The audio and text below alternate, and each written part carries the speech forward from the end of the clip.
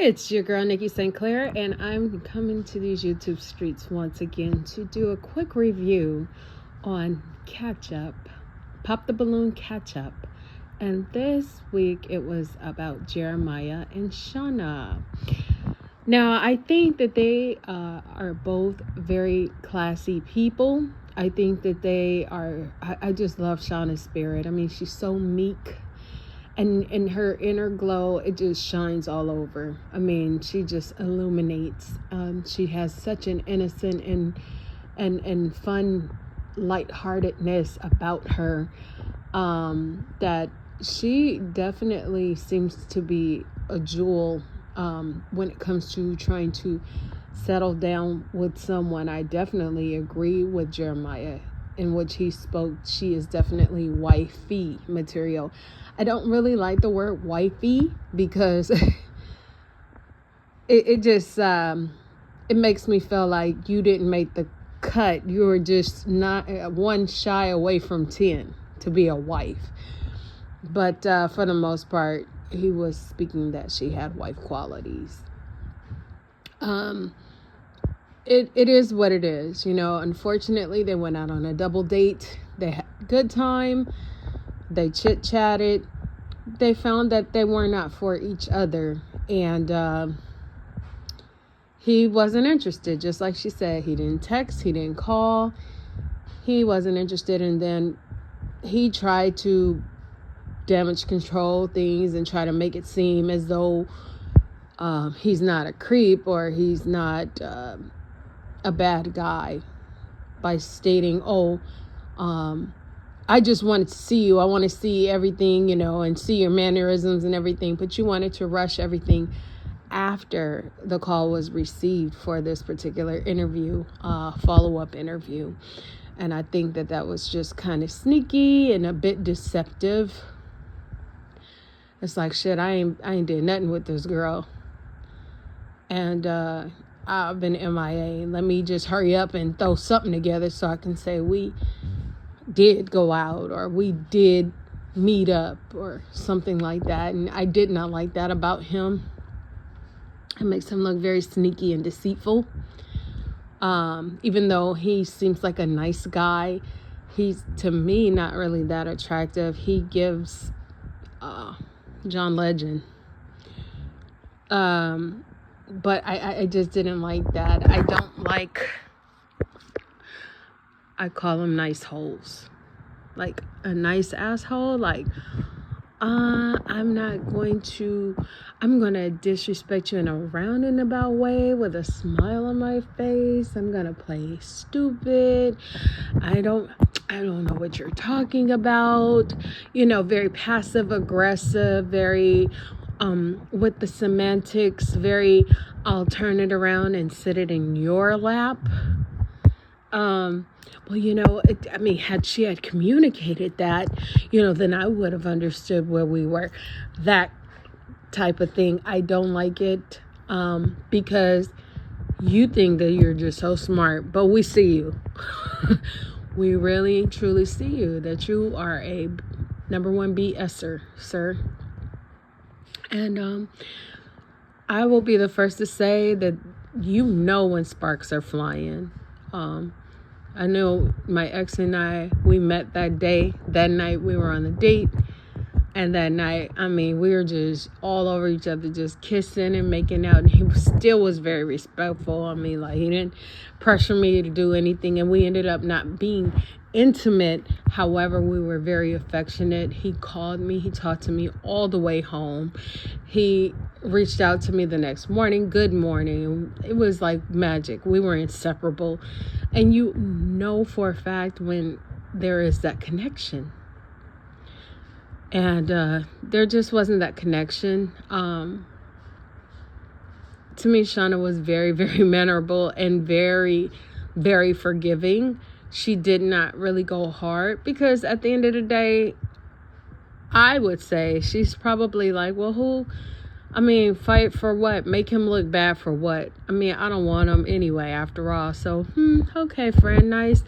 He's a nice guy, not for me. And I just thought that it was done in a very classy way. She didn't have to put him down. She was just very honest. And I love that she stood up for herself and said, no, not so fast. You didn't reach out until it was time for the follow-up. So I love that about her. Again, I wasn't really feeling him with the way that I got to see you, and well, sir, you knew that it was going to be long distance. They even discussed it on the show that it would be long distance. Are you okay with that? Yeah, I'm okay with that. Are you okay with that? Yeah. Okay, I figure we fly out and see each other. Sir, how would you even know that you really want to fly out and see me unless we talk on the phone or text each other? You know, how would I feel comfortable with you coming to my residence or in my, to be in my presence by myself, unless you set a safe space through conversing with me. And over time, we could build some type of rapport, and possibly I could be excited to see you. FaceTime always works. She got none of these things because he wasn't feeling her. And I don't know what it is about these men that's on the show. You know, if you ain't feeling me, just say that, hey, you know what? She's right. I wasn't feeling her. It was another couple. I remember the lady's name being Jovanay. I can't think of the guy's name. But the gentleman didn't like her. You know, she tried to make it worse. She tried to come to the house. She tried to bring her dog. She tried to do everything that he wanted to do. And when he wasn't feeling her, he was just gone. And then he shows up like, oh, I hope she'll give me another chance. You know, I've been really busy. You know, you guys care about what we think instead of who really matters, which is the person you went out with, the person that you chose, the person that chose you. Why not converse with them and say, hey, I really care about what you think. I don't want you to think I'm a bad person or anything of that nature. However, I don't think it's working out. Or how about fessing up and being honest with yourself as well as that opposite person and saying, you know what, I really could have done better with you. I take accountability, and in the end say, you know what, I apologize. You know, and if you want to damage control, at least say, you know what, I'm really hoping you will allow me some sort of grace to where you won't completely dog me out on the show, because I know that you're disappointed, and I know we anticipated this to go a different route, but it didn't. You know, everybody wants to say that they're this professional, this and that, have a degree in that, and they're just so articulate, and they do this and that and the other. But with these positions, it requires communication, and I know they have some sort of communication skills. They have the communication skills to damage control themselves and care about what we as the audience thinks, as opposed to their mate or the person that chose them does. And I just think that that's a bit unfair. I'm actually happy that he didn't reach out. I'm glad that she didn't waste her time. She realized what it was. She accepted it. And she kept a smile on her face, and I'm so sure that Shana's inbox is going to go crazy. And I think his inbox is going to go crazy, but on a different level.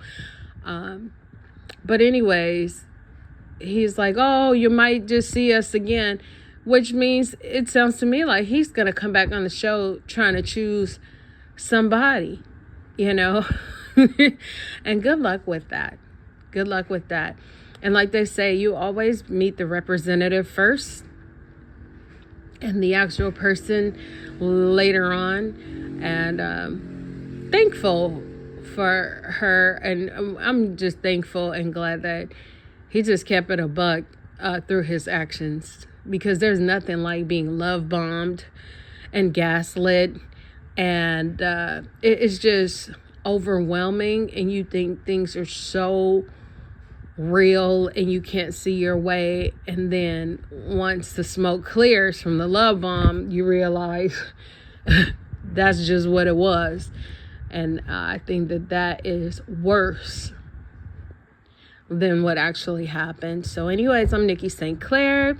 You could have been anywhere, but you chose to come by my channel, and I'm grateful for it. Please like, comment, and subscribe, and I will talk to you later. Peace.